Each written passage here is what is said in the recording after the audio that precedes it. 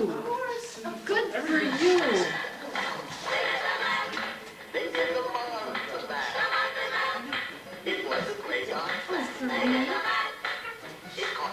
Okay, now, what would you like? Do you like cats? Do you like ghosts? I like anything. Well, I have this marvelous cat.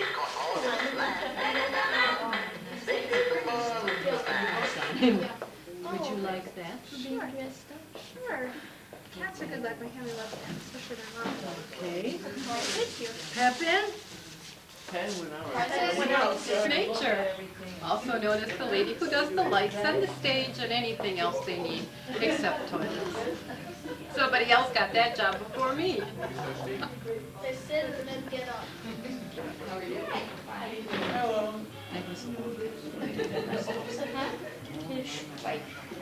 Frelke? No.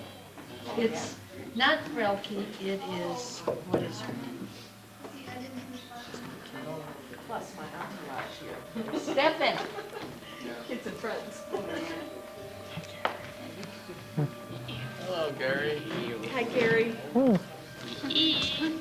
I hope it's on. I hope I'm not just waiting for the camera on. No, because I can see the little red light coming. No. I'm Betty. Hi. They can't see them, not Past me, they done led something else and misled something else and boom, boom, boom. Now I'm back into the fizzang, and right now I think I'm gonna be one of the hottest actors in Milwaukee. I'm gonna put Milwaukee on the map. Milwaukee is gonna be the bomb. Kid B-Box is gonna do this, baby. You know what I'm saying? Light the lights. Kid B-Box is in the house. You know what I'm saying? I'm gonna put Milwaukee on the map. And Theater on KK is gonna be in the house, baby. Theater on KK. Kid B-Box, Halloween Madness 5. Peace.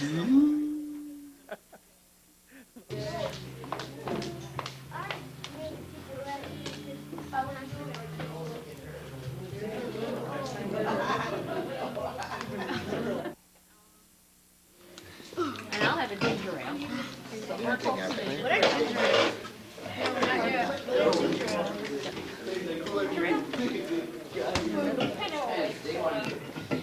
Okay, there's only two of us here.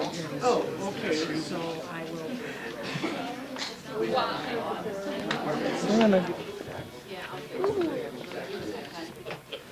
Yes, but it's not high on my probability list.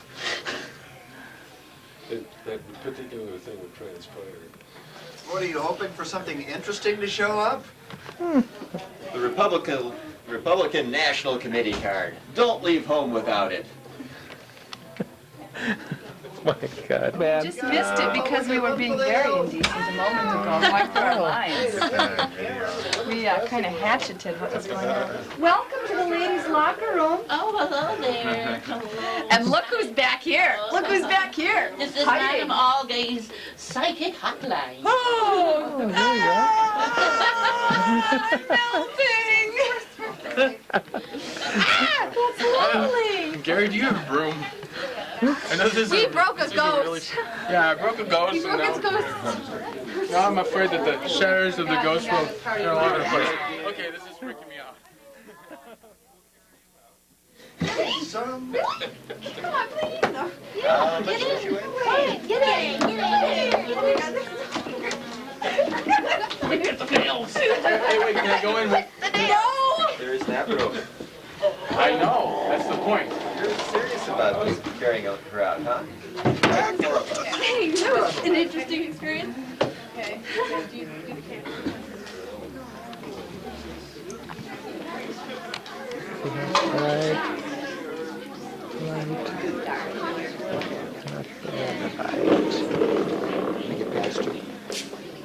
I know. Aren't you like the Ma and Ma's kitchen or something like that? I'm in Boston Spring. Who are you? Yes. I'm getting ready. Right now? This is your one. Ah.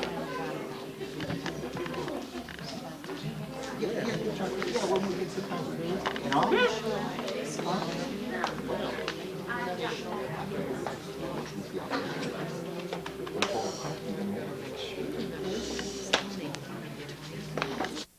all of you on this Halloween night to our production of Poe and Mo. I am happy to see so many familiar faces and also pleased to see some new ones. I hope to see you often. I would like to introduce our director and MC for this evening, Mr. Gil Shine. Gilbert?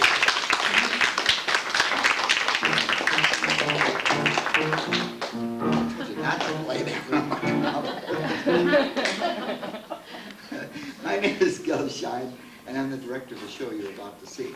Now, as you probably saw the title, Poe and Mo, and you think, what does that mean? Well, most of these skits are based on Edgar Allen Poe, and there's more besides, so it's Poe and Mo.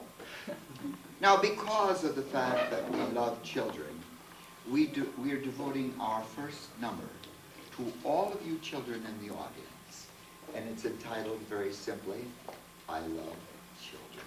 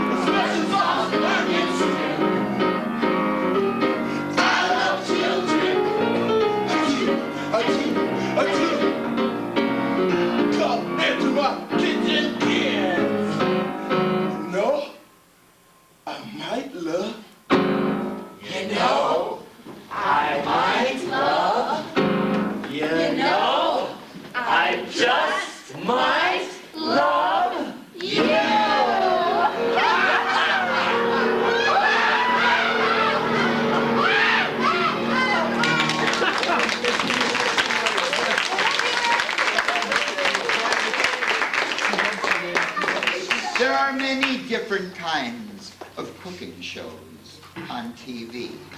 Oh, there's Southern cooking, and there's Eastern cooking, and down-home cooking, and Julia Childs. You've probably seen all these various shows.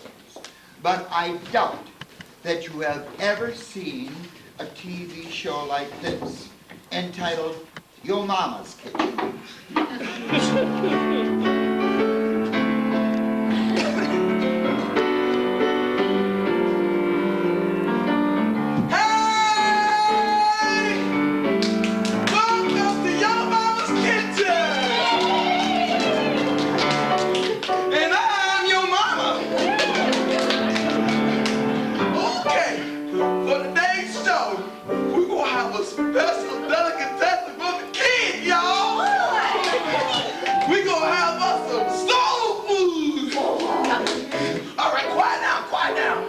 All right, let's see what we got a stirring in the pot here. Let's see. Ooh, we got some black-eyed peas. Ooh, some ham hocks. Some pig feet. Pig ear. Even little pig tail like that.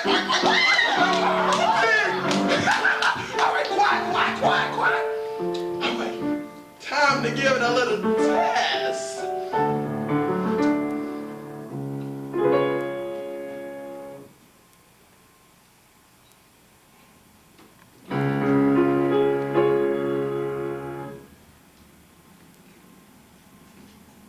Needs more salt. How about one of you kids out there like to jump in here? Oh, okay. Well, how about one of you three likes to jump in here? No. Why not? No, why not? Oh, okay, I see. You don't know how to do it. No, don't know how. Dude, those have to do everything around here. All right, move, Missy, over. Okay. Simple as this. 1 foot like this. See, simple. And then the other one like this. And then a simple hop. And you're in. See? Simple.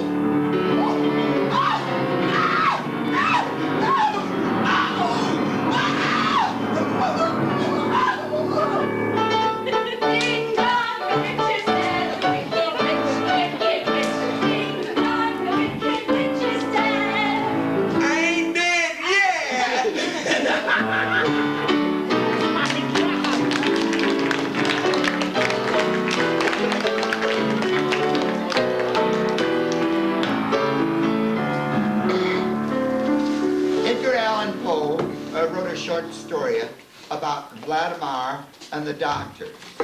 Well, Gary, who is our musical director, took that and gave it a little twist. We call it Vladimir and the Lady Doctors.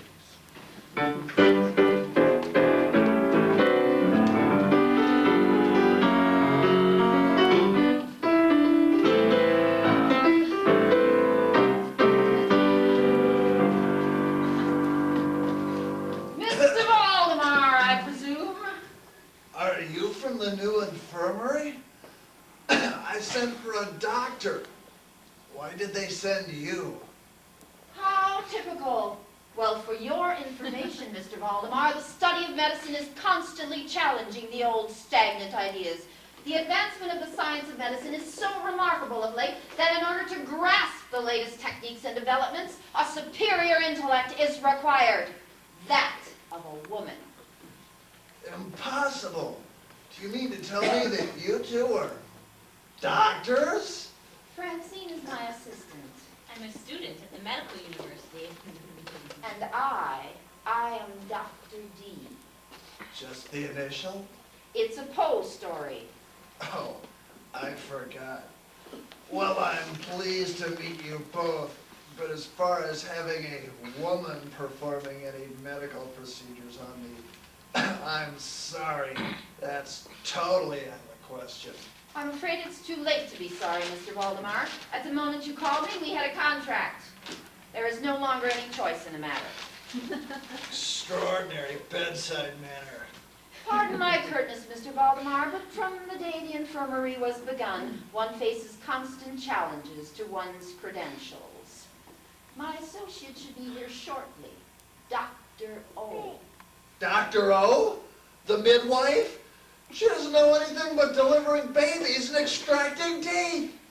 Yes, Dr. O has joined my staff. I'm teaching her all the latest medical techniques. That's probably her now. Oh, sorry to be late. Jan Svensson was having trouble with his cow, birthing calves. Oh, perhaps I should wash my hands. Perhaps before we leave, we're going over to see Eleanor Douglas later. Mr. Valdemar, you seem to have grown more pale than when I first arrived. Now, what seems to be the trouble? Consumption. I'll have none of that, Mr. Valdemar. I'm the interference of a man. We should extract some blood! Take note. Left lung, semi-osseous, possibly entirely cartilaginous. Right lung, purulent tubercles, perforations with multiple adhesions to the rib cage. Oh, yuck. Huh? That's a highly unprofessional comment, Francine. Well, gall, do you have to be so slimy about it? I say we extract something! Extract what? Oh, I don't know. I came prepared. We could, start with the tonsils and work our way down. I suppose you're right. After all, he's just a man. Why not? No, why not? Stand by your man! Enough of this foolishness. Let the extractions begin. The patient's condition has deteriorated into a complete phthisis. What? Phthisis. How do you spell that? P-H-T, oh, never mind.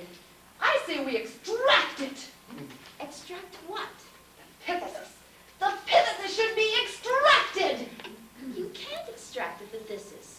You'd have to rip out the patient's lungs to do that. So, I've got a tool for that Well. too. In here somewhere.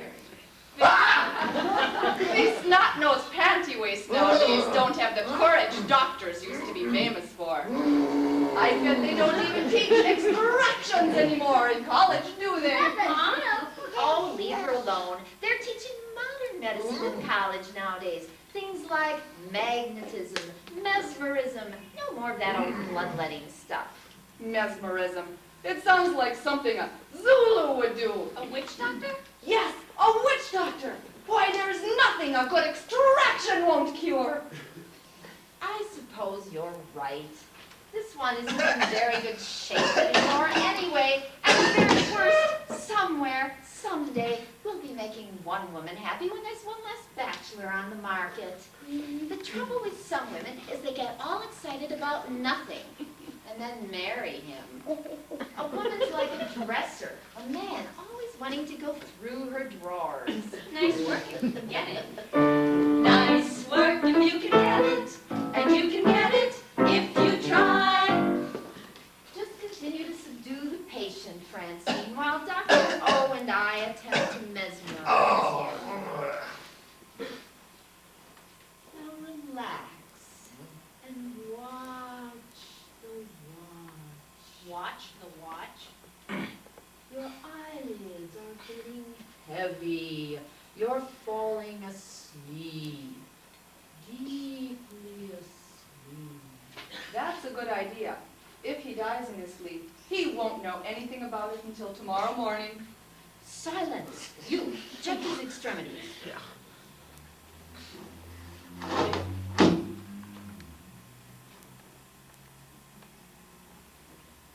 That'll be quite enough, Francine.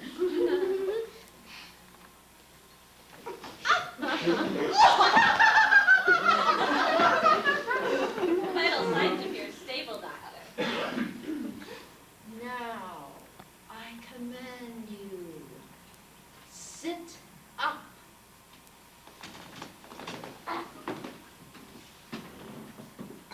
Now rise to your feet. He does whatever you want. I simply must get one of those pendants. We will now attempt to communicate with him. Mr. Valdemar, are you waking or sleeping? I am asleep now. He will obey every command of the mesmerist and will not even hear any of the other voices in the room. Mr. Valdemar, sing like a canary. Polly want a cracker.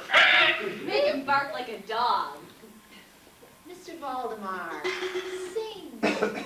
I wanna be Bobby's girl. I wanna be Bobby's girl. That's the most important Wow, thing that song to won't even be written me. for another 115 years. I say we extract his pocketbook. Finally, you're adopting the practices of modern medicine.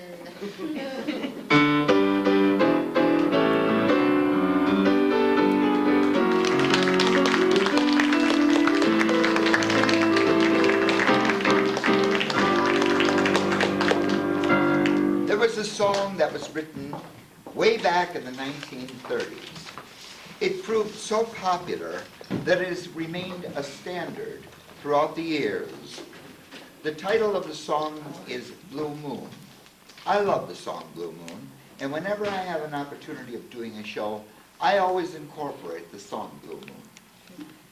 Here this evening, we would like to present Joyce Parker singing Blue Moon together with the ensemble.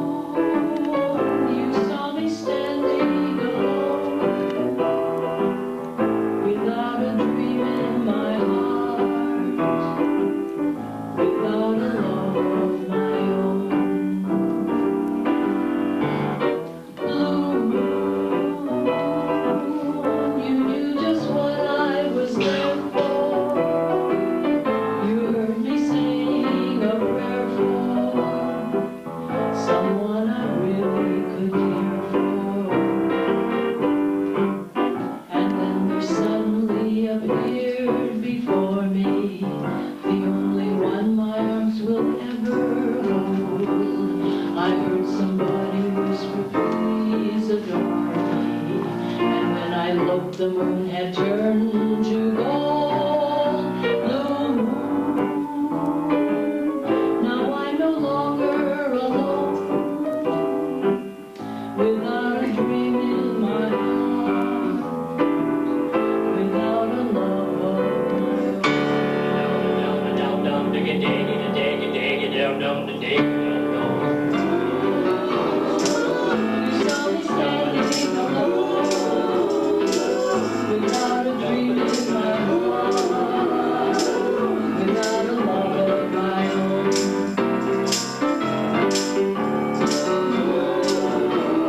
You knew just what I was there for. You heard me saying a prayer, someone I really care for. And then suddenly you'll appear.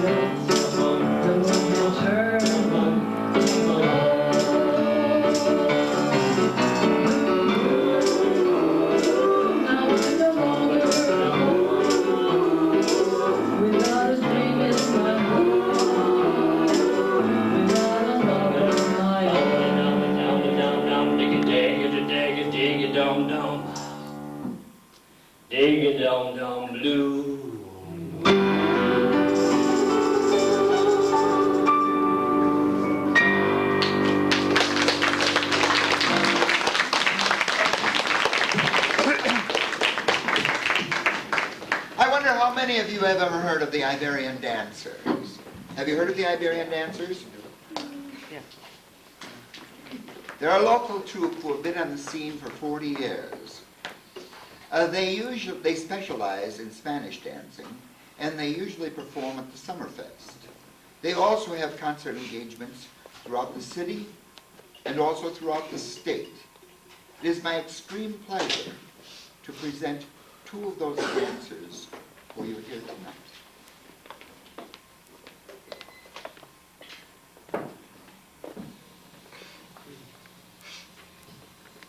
La feria cruzando el puente cantando se fue a Triana.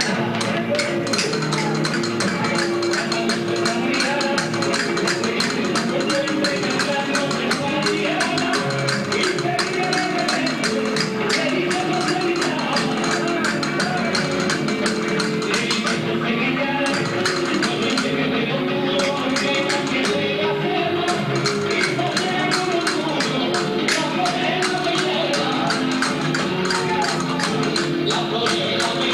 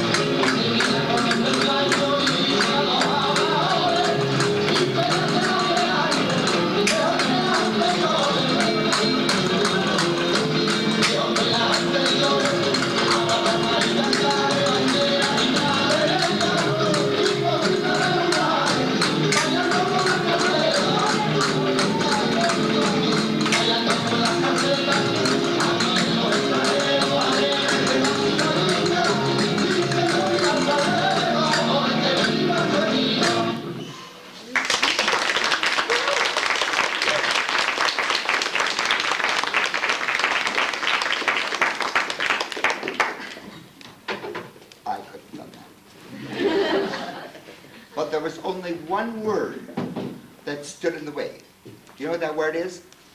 Jealousy. Just because he's younger than I am, and taller than I am, and better looking than I am, Joyce insisted on using him instead of me. Jealousy is such an ugly word. I wonder how many of you subscribe to the Sunday Journal. You know, in the Sunday Journal, it comes out about such a thick, it's now $1.75.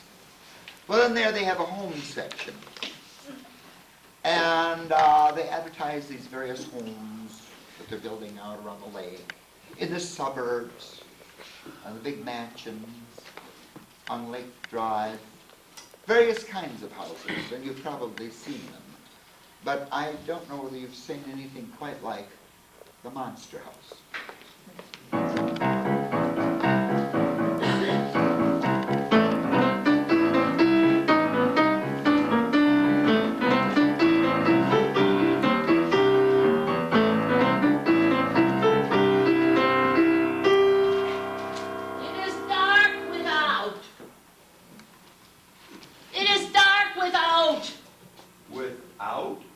Without a light, you lunkhead. Do I have to spell everything out for you? Now, go get me the comb and lantern. I think I see someone out there.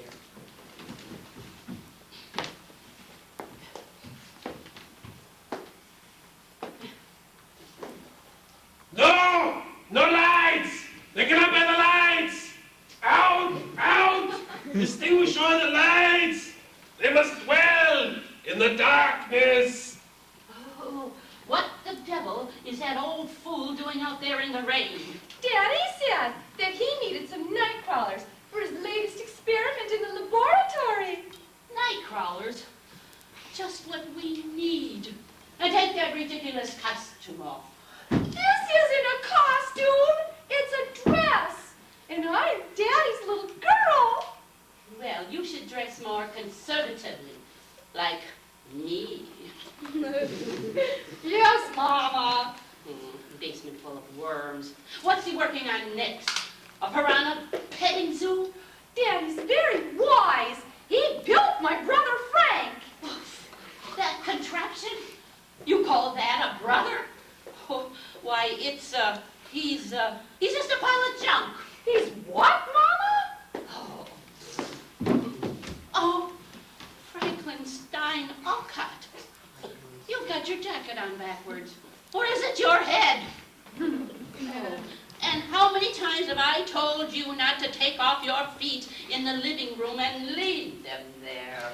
Frank can't help it. He's just a little forgetful. Forgetful?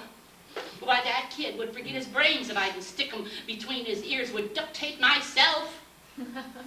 Your father has no business starting a project and leaving it for me to finish. Just like a man. Here's the light, Mama. Oh, never mind. I don't need it anymore. Go outside and help your father. No, no, no, no, no. Oh, don't go out there. Don't go out there. You might rust again. And I'll be up all night with that WD-40. Just go sit down with your sister. No, no, no, you smell of the hound pen. That's my chair. I'm a bad monster. Now look what you've done. You've made him cry. There, Frank. She didn't mean it. He can't do anything fast enough for you. Well, that's your father's fault. Always trying to make a lot of money.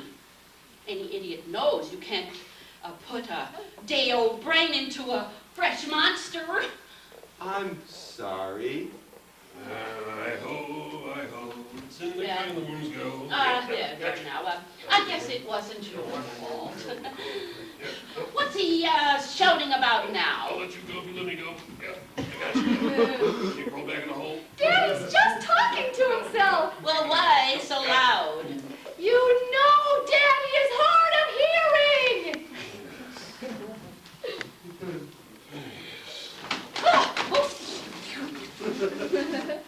Oh, I I hope you catch your death of cold. Now, what are you going to do with that can of worms? I refuse to hold up my projects to your further derision, my dear. In good time you shall see the culmination of my experiment. Here, darling, take this downstairs to the laboratory for your dad. Yes, Father. Oh, my Papa, to me he's always wonderful. That's Daddy's little girl. Well, I can see you got that one wrapped around your bony little finger. Never has such a great mind been held up to so much ridicule in his own home. You know, the day one of your cockamamie schemes makes some money around here is the day that I'll give you any compliments, Darwin J. Alcott. That's Dr. Darwin J. Alcott, madam.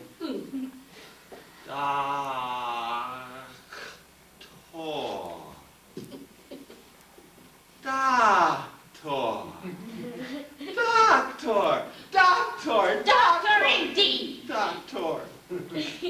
Frankie, my son, why don't you come downstairs for a while and help Daddy and Courtney in the laboratory? Doctor. Play. Doctor. There, Frank. Daddy will make you better.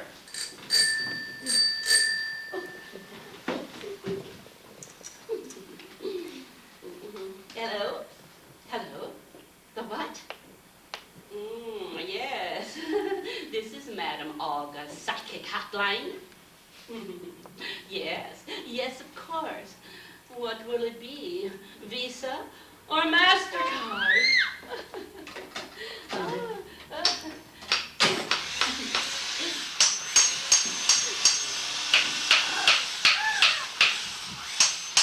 Oh, you old fool! What's going on down there? Somebody's going to get hurt. What is going on down there? Oh, Mama! I can't believe Daddy would do that to poor Frank. My dear, you're witnessing scientific history in the making. All my years of research and study are culminated on this night of nights, the zenith of my creativity. Daddy built Frank a new brain. A new brain? Why, Darwin, he looks stupider than ever. What did you do? Give him your brain? Wait, observe. His cognition needs time to matriculate. Oh, enough with this foolishness. I'm going to cast some horoscopes and go to bed. Mama, you never give Daddy a chance.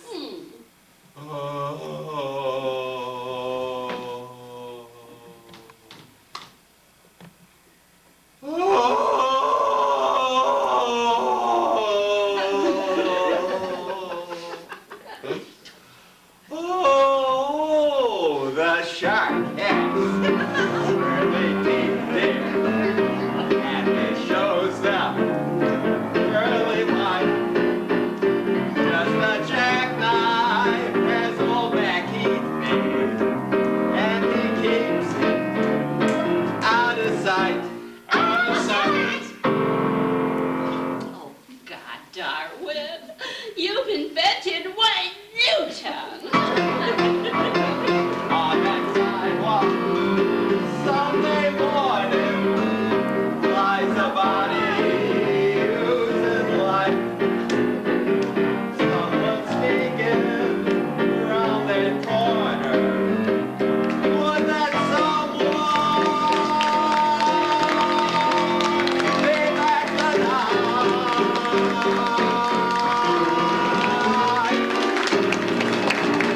Lock it right on in. Give it up for the orchestra. Thank you very much, ladies and gentlemen, and boys and girls. That concludes the first half of our show. We will now have a 15-minute intermission, during which time our bar is open and we serve beer, wine, and soft drinks. 15 minutes. Listen back.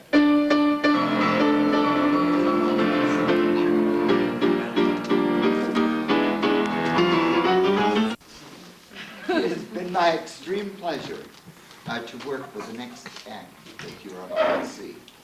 I've known them for several years. They are delightful people, and they do a very professional job. I'm very pleased and proud to present John Kurtz and Maria.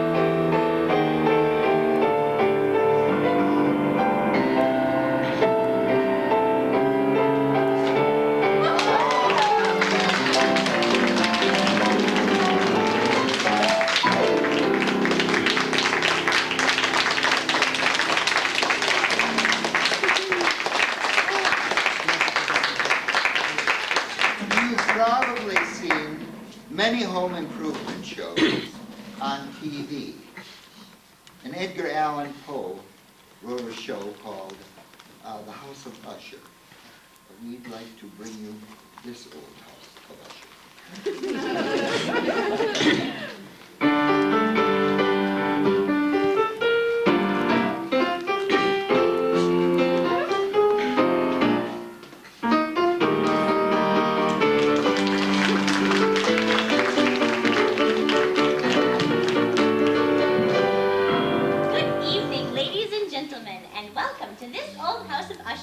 Presenting the Duke of Duct Tape, Dr. Bob Slagoff, and his assistant, the Baron of Bondax, Dr. Norman Usher. Although neither one of them is a doctor, nor have they ever played a doctor on TV. These highly skilled professionals will take you on a haunting tour of their latest home renovation project, the Rue Morgue Mansion.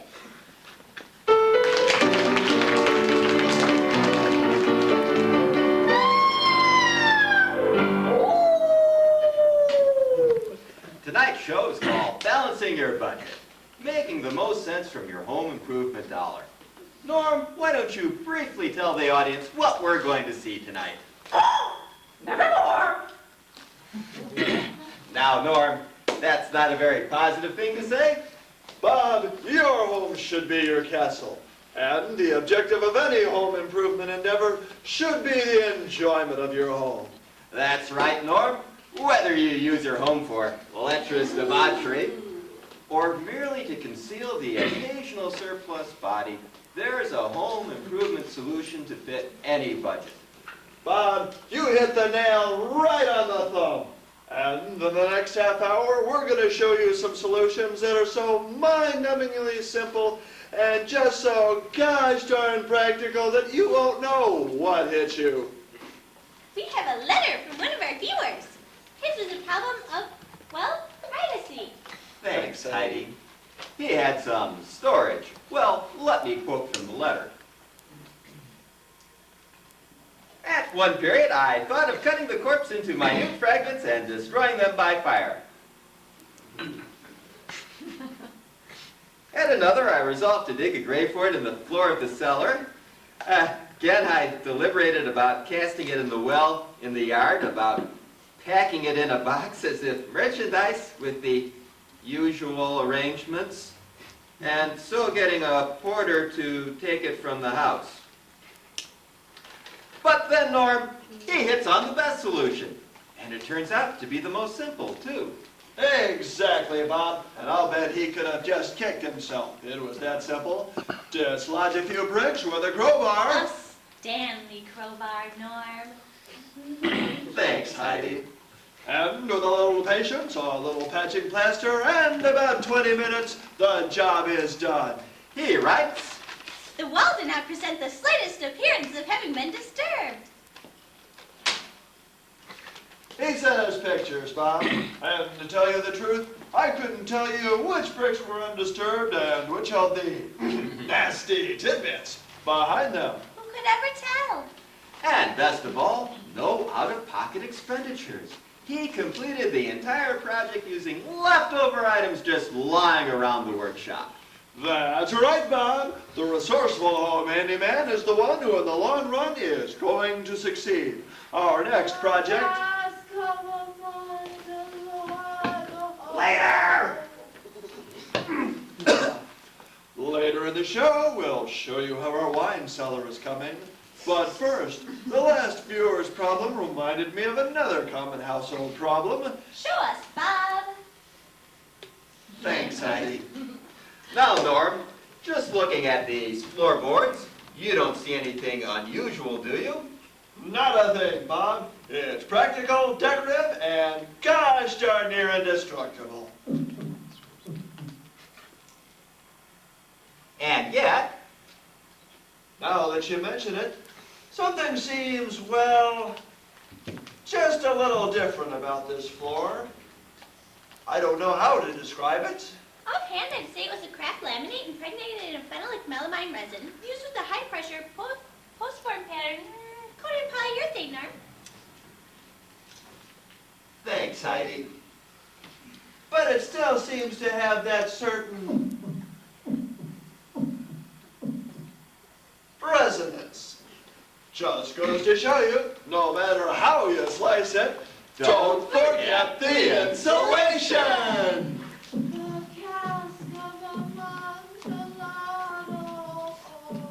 The wine cellar, Norm. Not yet, Bob. One more letter. Thanks, Heidi.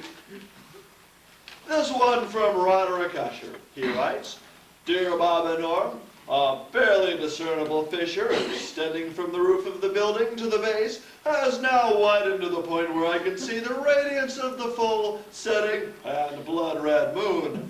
The fierce breath of the whirlwind causeth the orb to burst upon my sight. The mighty walls rushing asunder. Let it go, Roderick. There's sometimes a home handyman has got to call in the pros. Get a U-Haul and get out of there. Well, look at the time. That's about all for tonight. Good night, Bob. Good night, Norm.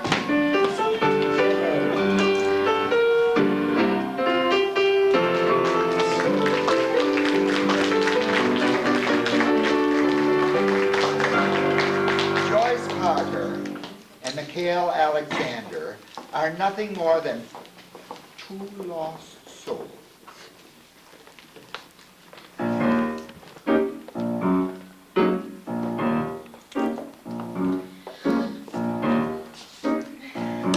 How you doing? How are you? Eh, Oh, you know what? what? We're just two lost souls. Lost souls on a highway of life. We ain't even got a sister or brother, but ain't it just great? And ain't it just grand? We've got each other. Two lost ships on a stormy sea. One with no sail and one with no rudder. But ain't it just great? And ain't it just grand? We've got each other. Two lost sheeps in the wilds of the hills. One from the other, Jacks and Jills. We wandered away and went astray. But we ain't fussing, 'cause we got nothing. We're two lost souls on a highway of life, and there is no one with whom we would rather. So ain't it just great? And ain't it just grand? We've got each other.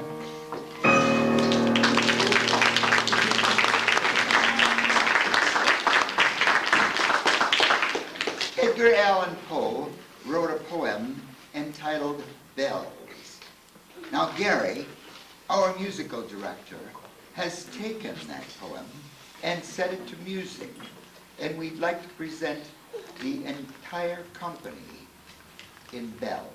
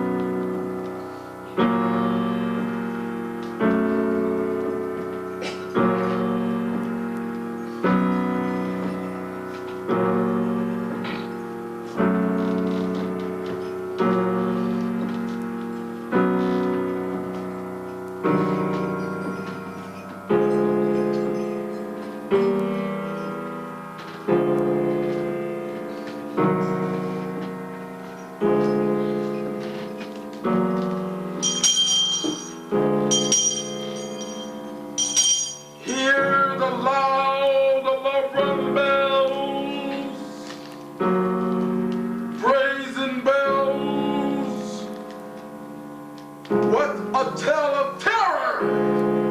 Now their turbulency tells. What a gush of euphony voluminously wells. How it swells, how it dwells on the future, how it tells of the rapture that impels to the swinging and the ringing of the bells, bells, bells, bells, bells, bells, bells.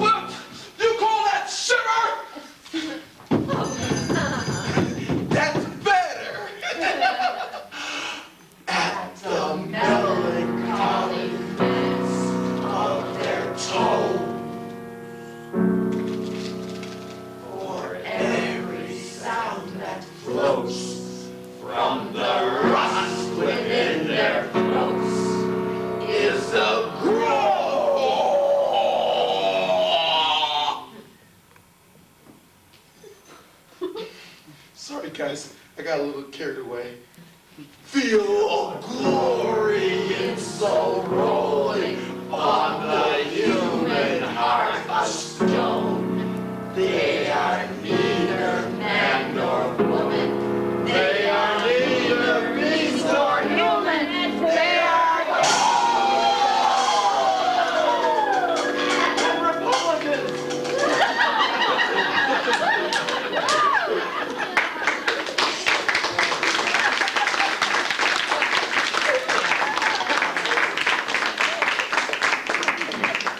Now, no doubt, everyone here in the audience has been to a funeral. Is there anyone here who hasn't been to a funeral? No, of course not. Everyone has been to a funeral. And of course, you've all seen the tango dancers. But I doubt that you've ever seen a funeral tango.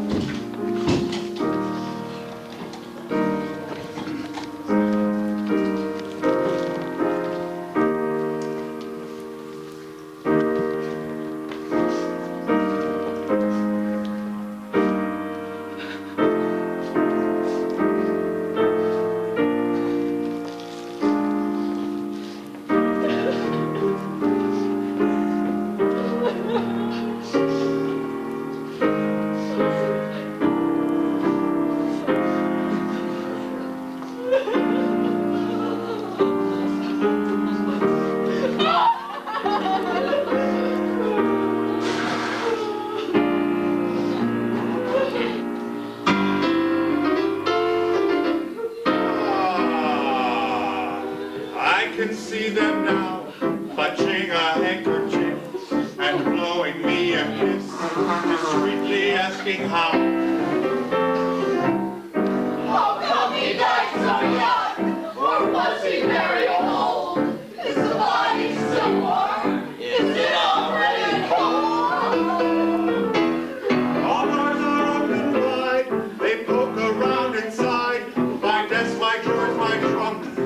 nothing left to hide. Some love letters are there, and an old photograph. They've laid my poor soul bare, and all they do is laugh. I can see them now, so formal and so stiff, like a sergeant at arms at a policeman's ball. Everybody's wishing to be the first in line, their hearts upon their sleeves, like a 10-cent valentine. The old women are there, too old to give a damn. They even brought the kids who don't know who I am. They're thinking of the price of my funeral bouquet, but they're thinking it's nice, because now they'll have to pay. I see all of you, all of my phony friends, who can't wait till it ends, who can't wait till it's through. I see all of you, you've been laughing all those years, and now all you have left are a few crocodile tears.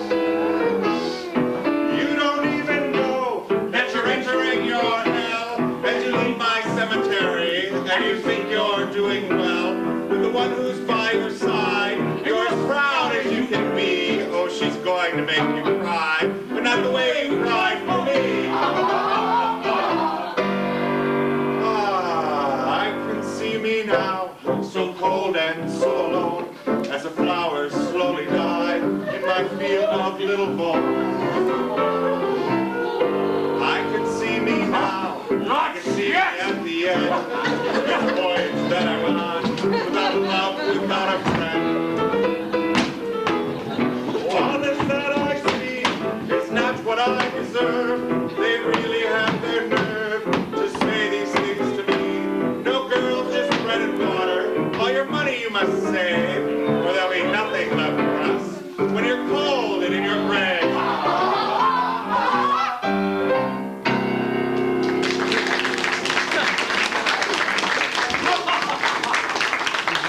I'm alive!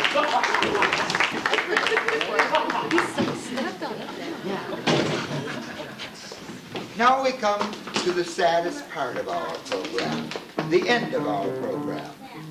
We present the finale, but it's also our last performance.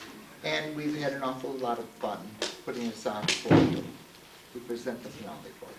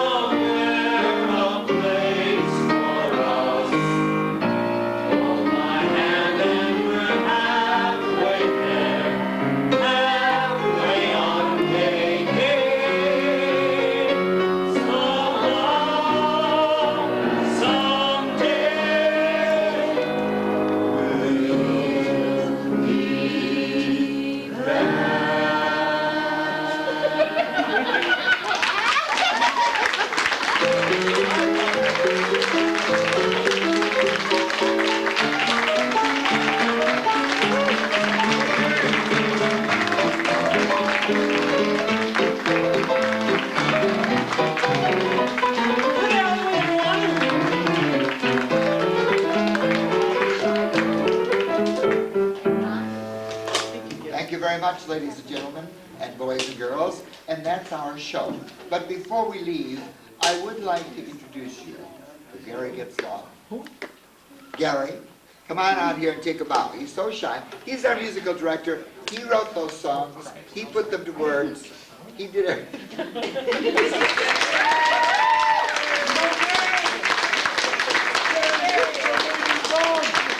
Besides that, he builds the stage, builds the platform, the lights to be on, he builds the frames, he does all that stuff. Gil is so darn much fun to work with, too. Thank you.